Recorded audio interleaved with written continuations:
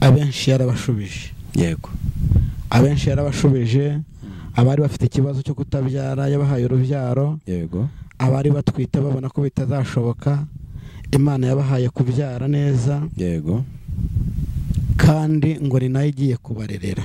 Amen. Kandi ngo ihaye abana ubwenge. Amen. Abari hanze n'abari hano mu gihugu cyacu cy'u Rwanda, ababyeyi b'amama, ndagira ngo mbabwire ko Imana ihaye abana banyu ubwenge. Amen. Kandi muhumure mukomere, Imana y'amahoro igiye kubagirira neza.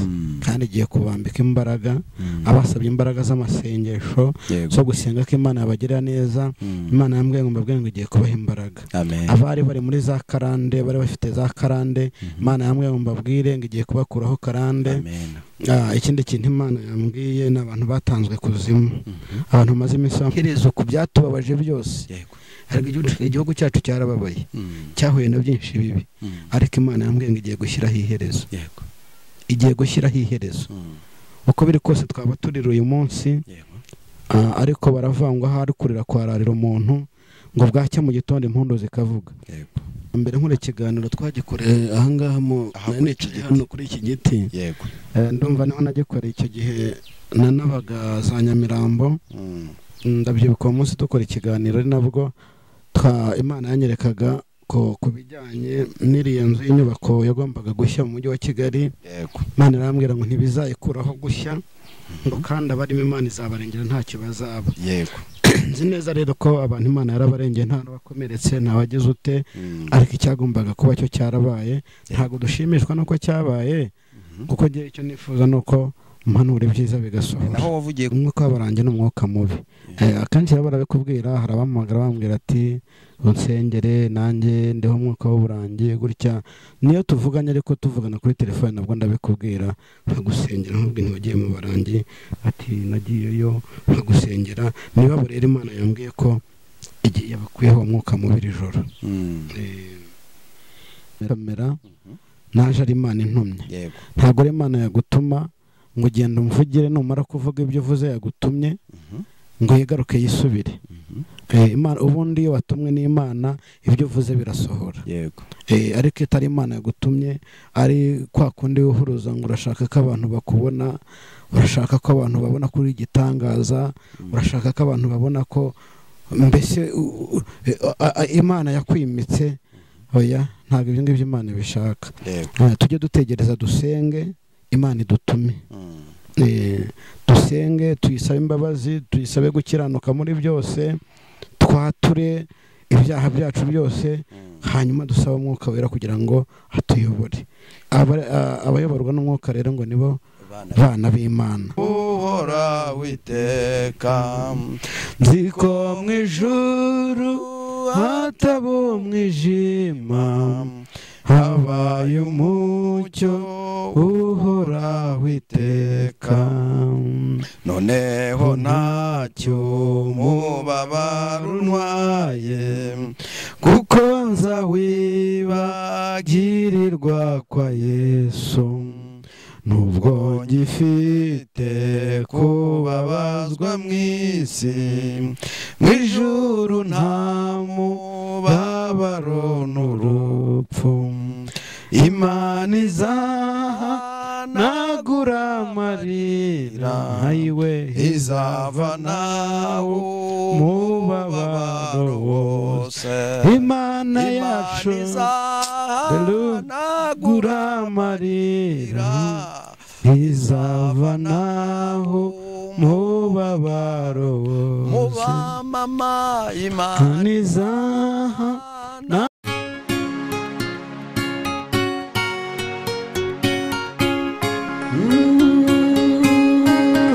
Emana we, Yesu we, ingoma yawe ni amamare. Reka tubasuhuze kandi tubifurize amahoro y'Imana aho muherereye hose, abari mu gihugu cy'u Rwanda n'abari hanze yacyo, mwese nimugubwe neza kandi mugubwe neza cyane. Uyu munsi twongeye kugira umugisha wo kubana n'umukozi w'Imana. Uraho neza mukozi w'Imana? Muraho neza. Yesu nashimwe. Yesu nahimbazwe cyane. Amakuru y'iminsi? Makuru ndaho. Ubu noneho warakize rwose, ndabona kuva wagerageje no kunsanga iwacu ibintu bimeze neza. Ndashima Imana, hari ikintu Imana yakoze. Nabonye uri gushobora no kunyonga imodoka, birumvikana ko akabaraga kari kuzamo. Gake gake. Abantu bari bafite gahunda yo kukugurira imodoka batagira ngo wayiguze. Nabahaye umunyenga. Ni wabaguhaye umunyenga. Urakoze cyane. Ngaho suhuza abakunzi bacu. Ndabasuhuje abadukurikira. Abakunzi bacu ndabasuhuje mu izina rya Yesu Kristo. Amahoro y'Imana bane namwe kandi ndabakunda. Kandi ndabasengera. Nta kindi kiba kindaje ishinga. Yego. No kubasengera, bampaye ibyifuzo ndabasengera. Ndetse n'abatarabimpaye ariko badukurikira n'abatadukurikira, ariko cyane cyane hari amakuru mfite y'abadukurikira ko Imana igiye kubagirira neza. Yego. Turaza kubivugaho ni message nahawe. Mwumure rero turi kumwe kandi dukomeze dusabirane kugira ngo Imana y'amahoro ikomeze turengere. Ndabasuhuje mu izina rya Yesu Kristo umwami wacu. Amahoro Imana itanga n'imigisha, ibyo twifuza byose, ibyo Imana yampa namwe ndabifurije mu izina rya Yesu Kristo umwami wacu. Amen. Imana amahoro iguhereze umugisha, iby'Imana yaguha nawe urabitwifurije. Nibyo bikwiriye umugenzi ujya mu ijuru. Nyakubahwa Mugabe Eric, iyo witegereje usanga mu by'ukuri urukundo rugihari mu bantu. Urukundo rwarakonje, ariko ntago ari bose. Hari abafite urukundo. Hari abafite urukundo rwose cyane cyane, hari abantu bafite urukundo rw'Imana ariko rutari urukundo rw'abantu bo mu isi. Hari abantu burya ubundi arega ngo hari abantu bayoborwa n'umwuka. Yego. Niba hari abantu tumaze iminsi dusenga nabo hanze, bari mu gihugu cyo hanze. Si ngombwa kugira ngo bavuge amazina, ariko ndababwira ngo bari mu mwuka w'Imana. Hajya bambwira ati dusengere gutya, ati dufasha gutya dusengere. Ariko ndagira ngo ubwo bamwe bariyumva, ariko ndagira ngo mbabwire ko bari mu mwuka w'Imana, kandi muri ibi bihe turimo Imana irimo iragenda ikora abantu ku maso. Yego. Rwose umuntu arakubwira ikintu nko warumpamagara akambwira ati uzi ko narose byagenze gutya. Si mpite mwereka ko ari Imana yari yamusuye, ariko mu by'ukuri Imana irimo irasura abantu cyane cyane. Ndumva nahita ninjira muri message cyane cyane abantu turiho dusengana kuva mu kwezi kwa gatandatu k'uyu mwaka. Abantu badukurikiye ku Imana Irahari TV, ndagira ngo mbabwire ko muri abanyamugisha. Yego. Turabigarukaho mu kanya, muri abanyamugisha. None ushatse kuvuga ko umuntu ashobora kuba ari mu isi, ari mu mubiri, ariko agatunga urukundo rw'Imana. Kuko uravuze ngo abantu bagifite urukundo ngo nabafite urukundo rw'Imana. Kuvuga ngo urukundo mu bantu rwarakamutse. Hasigaye abafite urukundo rw'Imana. Buriya hari nk'abantu benshi tuvugana cyane bari hanze, cyangwa se abari imbere hano mu gihugu, n'abanyarwanda mbese bari hanze. Yego. Hari abantu bafite urukundo, hari abantu bafite Imana. Buriya hari igihe umuntu ashobora gukora ikintu agakurikirana nk'ikiganiro cyawe, akagikurikirana akumva ubutumwa bukamwubaka. Benshi bajya bambwira ati twagukurikiye ku Imana Irahari TV, nkababwira nti ni byiza, Imana ibaha umugisha. Ntekereza rero rwose ntashidikanya ko ari nayo message nze kubaha. Ntago ndi butinde kuko n'ubundi hari dukomeje kugira ibyago, nubwo ngiye gushyingura za Rwamagana. Ariko icyo ngira ngo mbwira abantu cyo nuko abantu bose badukurikiye kuri Imana Irahari TV bumvisha ibiganiro byacu, abaduhamagaye tukabasengera, ndagira ngo mbabwire ko miri ni nk'iriba. Ni nk'iriba Imana yafukuye. Hari n'abantu batari bazi gusenga babimenye. Yego. Uzi ko nsigaye mvugana n'umuntu akambwira ati buretse kugenda nanjye nkusabira umugisha gusengere. Ni byiza rero cyane cyane ndwaye, harabahamagaraga bakambwira ati turimo turasenga, ariko rwose nagira ngo mbabwire ngo amasengesho yanyu yangezeho. Kandi ni ukuri ndagira ngo mbabwire ko hari abampamagaye babaza twasenga dute kugira ngo natwe Imana itukore ku maso, tubashe kumenya abantu dusengana nabo. Ndagira ngo mbabwire ko Imana igiye kubibaha. Imana igiye kubaha rwose gusenga uko mubyifuza, kandi n'icyo muyisabye ikibahe. Ubundi kera hari igihe wajyaga usenga ibyifuzo bikagenda bikazamura nk'umwaka cyangwa imyaka 2. yego ubu rero ntabwo bigihari. Ntabwo bigihari ubu ngubu. Ntekereza ko uwo mpaye message nkavuga ngo Imana igiye kubigenza gutya. Ntekereza ko rwose abibona mu gihe gito cyane. yego cyane cyane nk'ababyeyi maze iminsi isengera batwite, hari abari bari kwa muganga baramaze icyumweru barabuze ibise. yego Abenshi baranyandikira bakambwira ati twabyaye neza. Ubu no muri iki gitondo harambwiye ko yabyaye umukobwa. amen amen. Imana ishimwe. Umwana w'umukobwa uzi icyo bisobanura mu buryo bw'umwuka. Ni umwuka wera. Ni umwuka wera ababyaye umuhanuzikazi. Yabyaye umuhanuzikazi. Imana guha umugisha rero mu mubyeyi rwose kubyara umwuka wera. Ariko umuntu tuzajya no kumusura twanajya agakoma rwose nk'Imana irahari TV. Twanajyayo rwose buri Imana acinzira agakoma kakaboneka. Yego. Umuntu yajya akamusura. Nawe nakurikirana ikiganiro aze kongera atwandikire cyangwa duhamagare. Ariko mboneraho rero no gusaba imbabazi. Hari abantu bajya baduhamagara bampamagara bikaba ngombwa ko bambura. Hari umpamagara ndi kuri indi telefone yampamagara ubwo nkaza kugera gute kuva kuri yindi maze guhamagarwa n'abantu bagera mu 8 cyangwa 10. Ubwo rero kugira ngo ngende menya ngo uyu muntu yari yampamagaye arambura ntitwabasha kuvugana. Rwose abantu mujya munyihanganira, ntago ari jewe, mujya munyihanganira kuko nzi neza ko ntago nakanga kubitaba kandi ngo nanjye kubasengera. Abantu rero rwose mwihangane, ntugahamagare rimwe ngo ucike intege, ntukanyandikire rimwe ngo ucike intege. Kwibagirwa bibaho ariko ntago ari ukwibagirwa bisanzwe, no kwibagirwa ko mvugana n'abantu benshi abanyandikira. Ushobora kunyandikira amagambo menshi kuyasoma bikantinza. Hari abandi baba banshaka ngo mbasubize. Mujye mwandika amagambo make dugushe ku ntego, uvuge ati mfite icyifuzo kiniki ndashaka ko tugisengera. Ibyo ni byiza cyane. Mujye mwihanganira mu mbabarire, ntago ari uko mba ntabitayeho, nta n'ikindi kindaje ishinga ni mwebwe. Nta kandi kazi mfite kampugije kandangaje. Akazi mfite no kubasengera. No kubasengera no muhamagaro mfite no gusengera abantu, no kubasengera. Mbese muhumure rero numpamagare nk'ukambura, numpamagara umunsi ukambura ejo uzongere, nta kibazo rwose nzakwitaba cyangwa usige message kuri WhatsApp. Kandi nzi neza ko bizagenda neza. Yego. Imana yamugisha. Hari ikintu njya nibaza Eric. Bigenda bite kugira ngo umuntu ahanure bisohore? Kuko urabona iyi mihanda iriho abantu benshi pe. Ariko abenshi biyitirira ibitangaza bya Imana yakoresheje abandi cyangwa se ubuhanuzi bw'abandi. Hari n'abandi bahanura ukabona ko bari guhanura, ariko ibyo bahanuye ntibisohore. Wowe ko mbona uhanura ikintu kigahita kiba, bigenda bite? Nimvuga gutya ntihagire umuntu uri buze kuntera amabuye. Murebe mwitonde neza, murebe mu biganiro byose twagiye dukorana, nta kintu na kimwe kitarasohora. Nimba ari byinshi bitarasohora yaba ari 2 kuva mu kwezi kwa 6 turi kumwe na Eric. Ubwa mbere ndabyibuka bwa mbere nkore ikiganiro twagikoreye ahangaha hano kuri iki giti. Yego. Ndumva naho nagikoreye icyo gihe nanabaga za Nyamirambo. Ndabyibuka uwo munsi dukora ikiganiro ari nabwo Imana yanyerekaga ko kubijyanye n'iriya nzu y'inyubako yagombaga gushya mu mujyi wa Kigali. Yego. Imana irambwira ngo ntibizayikuraho gushya, ngo kandi abarimo Imana izabarengera ntacyo bazaba. Yego. Nzi neza rero ko abantu Imana yarabarengeye, nta n'abakomeretse, nta wagize ute.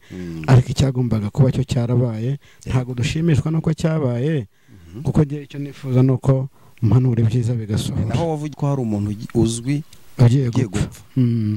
Ibyo twarabibonye muri social media. Nta kindi rero ubone ngewe nza kuri kamera naje ari Imana intumye. Yego. Ntago ari Imana yagutuma ngo ugende umvugire, numara kuvuga ibyo uvuze yagutumye ngo yigaruke yisubire. Imana ubundi iyo watumwe n'Imana ibyo uvuze birasohora. Yego.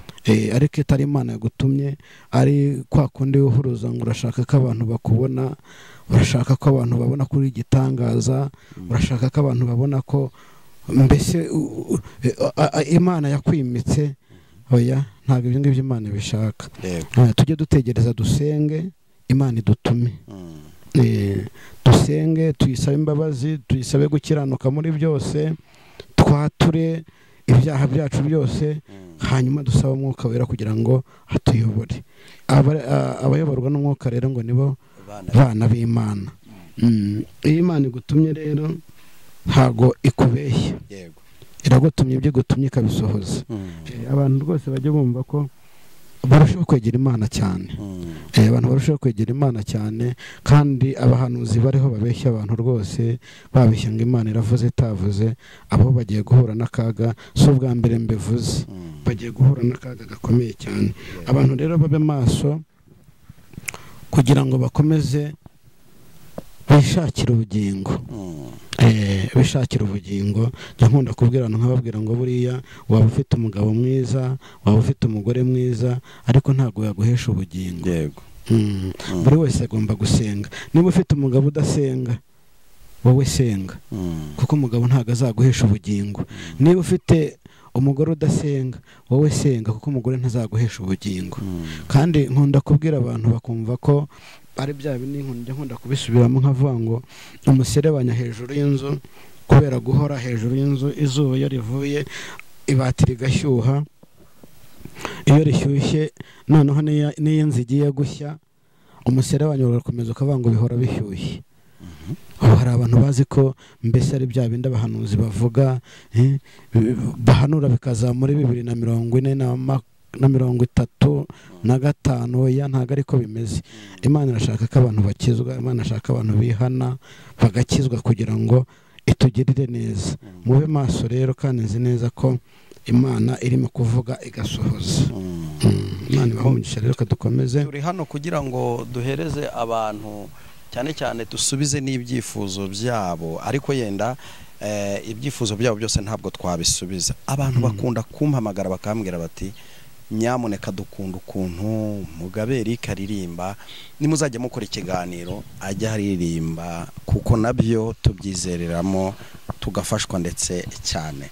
Reka ngusabe kugira ngo yenda ucishemwe akaririmbo, kugira ngo noneho n'aba bantu, kuko nabonye ari abantu benshi batandukanye, nabo dusubize icyo cyifuzo cyabo. Igitabo cy'indirimbo nazanye, ariko reka turirimbeho igice gito cy'indirimbo ihise nzamo bimbwiye. Ni indirimbo ya 47 mu Gakiza. Ni indirimbo ihumuriza abantu. Buriya Israel Mbonyi niwe waririmbye neza indirimbo ya nkunda, abwira abantu ngo mubwire abantu iby'ijuru, mubabwire ibyururutse imitima, ngo kuko nyuma y'ibihe n'ibihe hari ubundi buzima. Hari abantu bashobora kumva bakumva ko mbese bafite ibyiza muri iyi si, bariho neza. Ndagira ngo mbubwire ngo nimushaka mureke ibyiza mufite mwese tubisangire, kuko natwe hari igihe muzatubwira muti natwe nimuduhe. Ubu tumeze nk'abacakara, tumeze nk'abakarani, ariko tuzi neza ko hari ahandi twateguriwe heza, kandi natwe tuzarya twicaye, nabo bakamera nkatwereka. Ibihe ngo bihora bisimburana, ibihe bihora bisimburana. Ari nabyo ba bantu bakunda kuvuga bakavuga ngo uw'isi itarakaranga ngo iracyamushakira ibirungo. Natwe turimo turakarangwa n'isi, abitarakaranga nabo irimo irabashakira ibirungo, ariko ntabwo ari byo mbifuriza, kandi ni byiza. Buri isi nayo irigisha. Nkunda kubwira abantu nkabwira ngo iyo utarabona ikigusengesha ntabwo wasenga. Ni indirimbo rero ya 47, iravuga ngo ni igihe gito. Imana ishimwe cyane.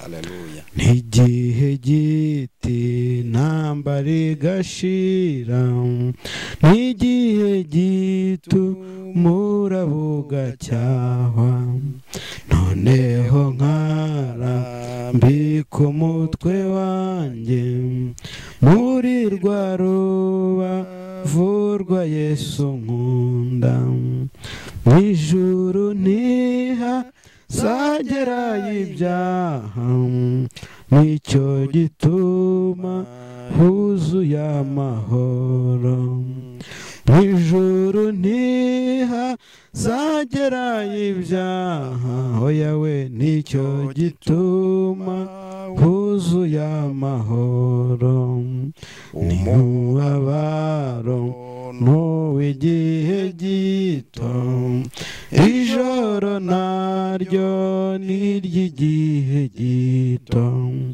ndirira kenshi muri iyi si ndimo ariko nuko ntarabona Yesu azaba igitondo gihoraho hayiwe nibwo ntazongera kurira ukundi hazabaho igitondo gihoraho nibwo ntazongera kurira ukundi n'igihe gito ngifite umuruho n'igihe gito nkazabona Yesu ushimwe haleluya nibwo nzaba ntandukanye n'ibyago nzaba mbumbatiwe mu maboko ye nziko mu ijuru hataba umwijima oya we habaye umucyo uhoraho iteka nziko mu ijuru hataba umwijima habaye umucyo uhoraho iteka noneho ntacyo umubabaro untwaye kuko nzawibagirirwa kwa Yesu nubwo ngifite kubabazwa mu isi mu ijuru nta mubabaro n'urupfu Imana izahanagura amarira hayiwe izavanaho umubabaro wose Imana yacu izahanagura amarira izavanaho umubabaro wose Imana izahanagura amarira izavanaho umubabaro wose noneho ntacyo umubabaro untwaye kuko nzawibagirirwa kwa Yesu nubwo ngifite kubabazwa mu isi mu ijuru nta mubabaro n'urupfu Imana izahanagura amarira izavanaho umubabaro wose Imana izahanagura amarira izavanaho umubabaro wose haleluya amen ariko nako icyo gitera nawe aragikunda Imana ishimwe hari amarira turira ariko Imana izayahanagura kandi nzi neza ko nyuma y'ubu buzima hari ubundi buzima haleluya nyuma y'ubu buzima hari ubundi buzima Imana ishimwe cyane izahanagura amarira yose haleluya izavanaho umubabaro wose haleluya ngo ni igihe gitoya nkazarambika umutwe wanjye muri rwa rubavu rwa Yesu nkunda Imana ishimwe haleluya haleluya uzi ukuntu butuba tumeze ariko abantu bakunda Imana cyane buri umuntu ukunda Imana umuntu usenga Imana ameze nk'umwana w'uruhinja nyina yonsa niko ameze ku Mana yego Imana ishimwe reka twinjire rero muri message kuko niho ndihuta ariko reka tubanze turebe Zaburi yego ya Nyibutsa naye ko wavuze ya 25 reka dusome Zaburi y'125 abiringiye Uwiteka ngo abiringiye Uwiteka bameze nk'umusozi wa Siyoni utabasha kunyeganyeza ahubwo ho ruhamye iteka ryose haleluya amina nk'uko imisozi igose Yerusalemu niko Uwiteka guta abantu be Imana ishimwe cyane uhereye none ukageza iteka ryose amina haleluya Imana ishimwe cyane uko Uwiteka gose Yerusalemu yego uko imisozi gose Yerusalemu yego niko Uwiteka gose abantu abantu bari muri Yesu Kristo mbese bagoswe n'Imana. Ndagira ngo mbabwire ko n'imbaraga. Haleluya. Yego. Hari imbaraga zigera zigacika intege. Yego. Ariko bagoswe n'imbaraga zidacika intege, n'imbaraga zidasaza, n'imbaraga zitateze gusaza, zitaneshwa, zihoraho iteka ryose. Mana ishimwe cyane. Amina. Ngo kuko inkoni y'ubutware y'abanyabyaha itazaguma kuba ku mwando w'abakiranutsi, kugira ngo abakiranutsi be kuramburira amaboko gukora ibyo gukiranirwa. Uwiteka ugirire abeza ibyiza. Uwiteka ugirire neza abeza ibyiza. Ubwo Uwiteka abeza tuba tuvuga baba bumva bari bose. Nuko dusobanurira. Ntabeza ku Mana. Abeza ku Mana. Hari abeza ku Mana. Apana bitukuje. Cyangwa badefurije. Sino kwisura. Si kwisura muri make. Iyo dusenga turi mu mwuka w'Imana tuba turi beza ku Mana. Yego. Iyo utagira ishyari. Iyo udatekereza kwica. Iyo udatekereza guhemuka. Ubundi uri mwiza ku Mana. Mana tugire neza rero. Hepfo nari ntarawurangiza. Uwiteka ugirira abeza ibyiza n'abatunganye mu mitima. Amina. Ugirira abeza ibyiza n'abatunganye mu mitima. Ariko abiyobagiriza mu nzira zabo zigoramye. Uwiteka azabajyanana n'inkozi z'ibibi. Amahoro abe mu Bisiraheli. Amen. Abantu babe maso. Nkunda kubabwira ngo abantu tube maso. Mana tugirire neza. Reka mbahe message rero. Nababwiye ko mfite urugendo. Kambahe message ya mbere nuko abantu badukurikiye cyane ku Mana hari kuva mu kwezi kwa gatandatu. Ubu tugeze hafi mu kwezi kwa 11. Yego. Imana yambwiye ngo mbabwire ngo abenshi yarabashubije. Yego.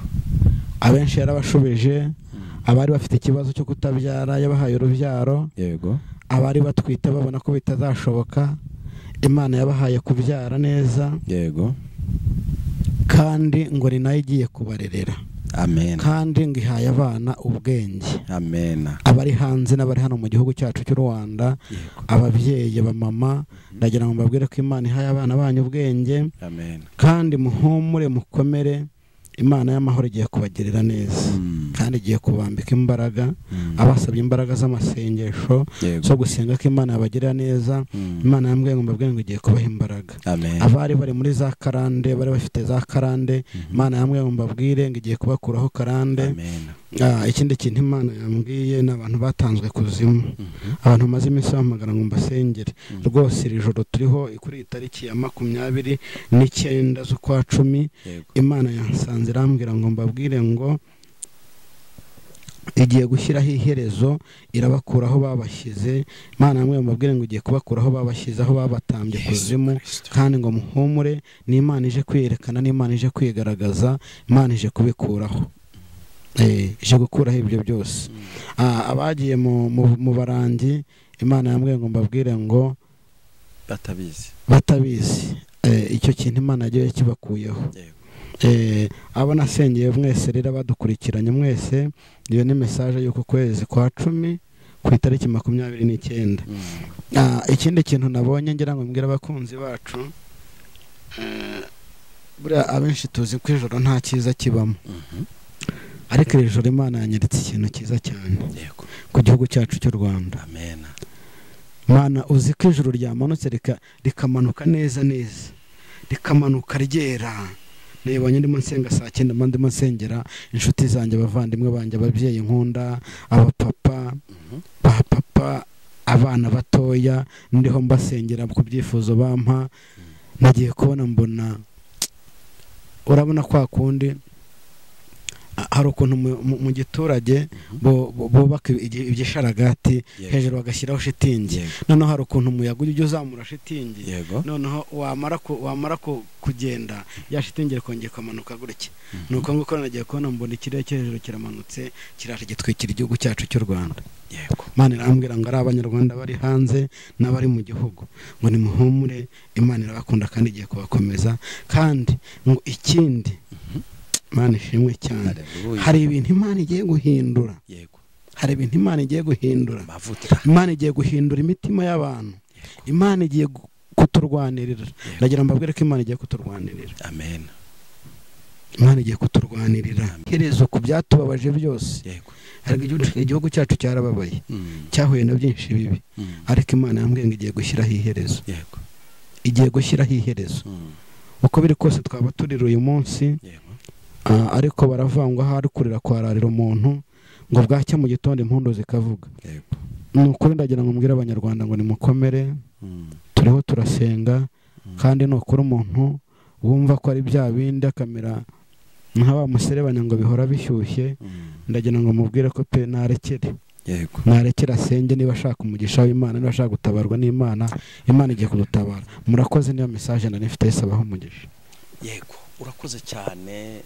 Imana y'amahoro iguhereze umugisha. Uko muje ku kintu uhita wihuta, njye numva ndimo ndashyugumbwa. Mu bihe byashize hateye hari ibyumba by'amasengesho byinshi, hari n'amadini menshi, ariko hari abari bazwi nk'abarangi, bitwaga abarangi, bari bafite n'ubuzima gatozi, kuko nabonye mu bipapuro byacagaguwe harimo ngo idini ry'abarangi. Hari abantu babigiyemo rero batabizi nibyo navugaga, yuko Imana rwose bakuyeho uwo mwuka mubi. Imana bakuyeho umwuka mubi. Abo bantu rero urumva ijuru ryaritamuriye ku bwabo, ariko byanga byakunda burya ni abantu baba bakeneye gusengerwa, kuko ntabwo imyuka mibi yakuvaho ntawe ufite umwuka wera waje kugupfukamaho. Ntabwo bishoboka. Byanze bikunze hagomba kuba hari umuntu ufite imbaraga z'umwuka wera ugusengeye kugira ngo ya myuka ikuveho. Aba bantu rero ubundi umuntu abwirwa n'iki ko yenda gatoya, turimo tugana ku musozo, umuntu abwirwa n'iki ko iriya myuka yamugiyeho y'abarangi?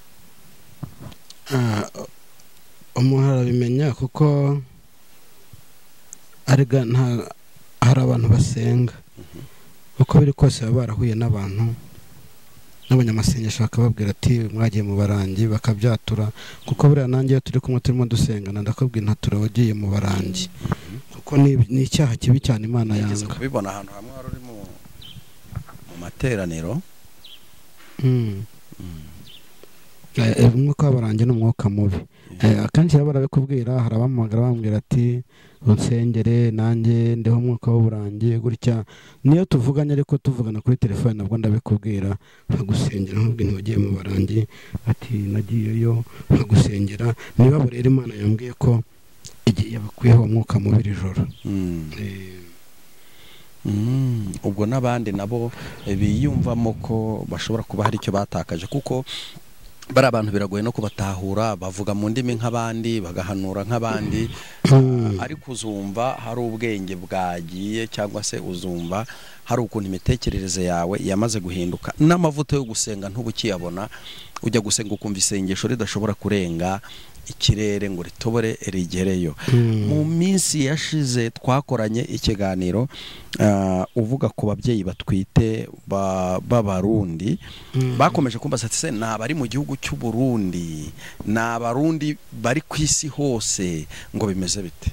Nabari hose, nabari hose, nabari hose. Nkuko niyo dusengera abanyarwanda, tuba dusengera n'abahanzi n'abari hanze, kuko ndatekereza abanyarwanda bari ku isi yose, n'abarundi bari ku isi hose. Ariko icyo ngira ngo mbabwire nuko ntabwo ari abari i Burundi gusa, n'abari hose, n'abari mu Rwanda, nuko nguko bimeze. no kuvuga ngo ni umugisha wamanukiye abo batamakazi mu kirundi babita batamakazi cyangwa se abatambukanye. Abatamakazi ni abakecuru, ubwo abakiri batoya ni abatambukanye, birashoboka ni abatambukanye. Noneho abakobwa cyangwa se abangaba mu Rwanda twita inkumi, hariya babita abigeme. Abigeme reka tugane ku musozo. Abatwite, abagore batwite i Burundi babita abafise imbanyi cyangwa se abibungenza. Rokoga ngo kuri mu Rwanda tuvuga ngo umugore wenda wa Pascal aratwite, mu Kirundi baravuga ngo umugore wa Pascal aribungenza cyangwa se afise imbanyi, arafise imbanyi. No kubwo rero nabafise imbanyi, yenda ushobora kutwumva uri umurundi kazi utazi gutwita icyari cyo. Ubwo iyo message ni y'abarundi kazi cyangwa se abarundi kazi bafise imbanyi cyangwa bibungenza, ubwo nibo iyo message yari yamanukiye.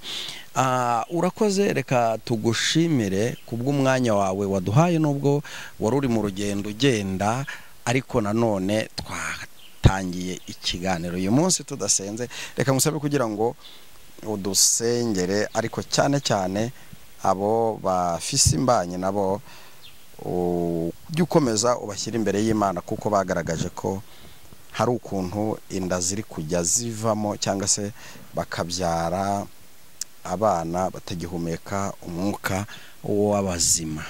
Kadusenge mu izina rya Yesu, kandi umuntu uwo ari wese aho ari hose mwifurije kugumya gusenga no gukunda Imana.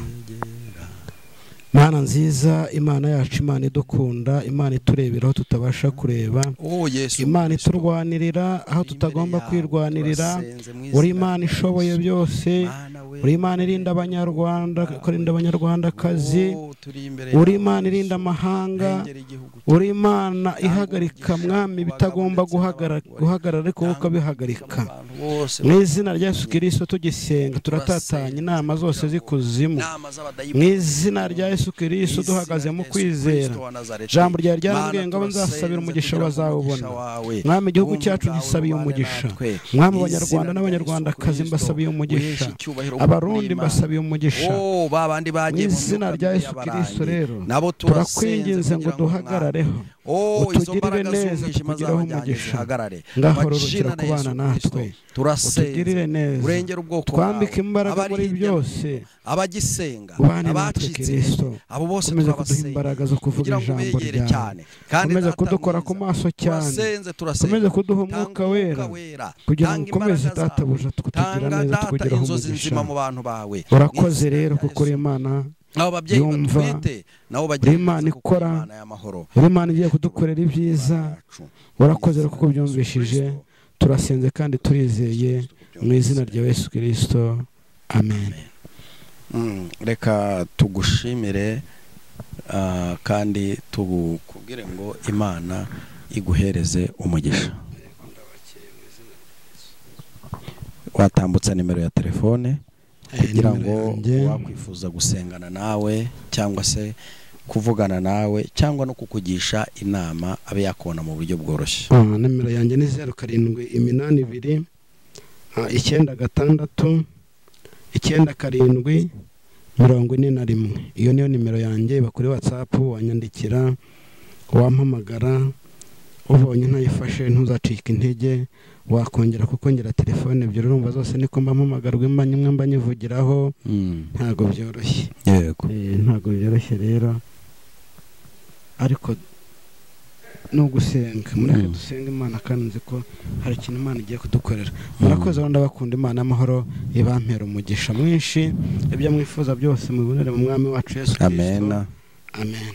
Urakoze cyane wowe warubanye natwe, wowe wakomeje kudukurikira. Reka tugusabe kugira ngo niba utarakora subscribe ukore subscribe, kandi iki kiganiro ugerageze kucyoherereza abantu bose bashoboka kugira ngo ubwami bw'Imana bukomeze bwamamare. Hanyuma ndagira nkwibutse ko Yesu atari yaza urupfu rwaza, kandi urupfu rutaraza Yesu Kristo yaza. Yaravuze ngo nzaza nk'umujura, nuko muhore mwiteguye kuko mutazi umunsi n'isaha nzazira.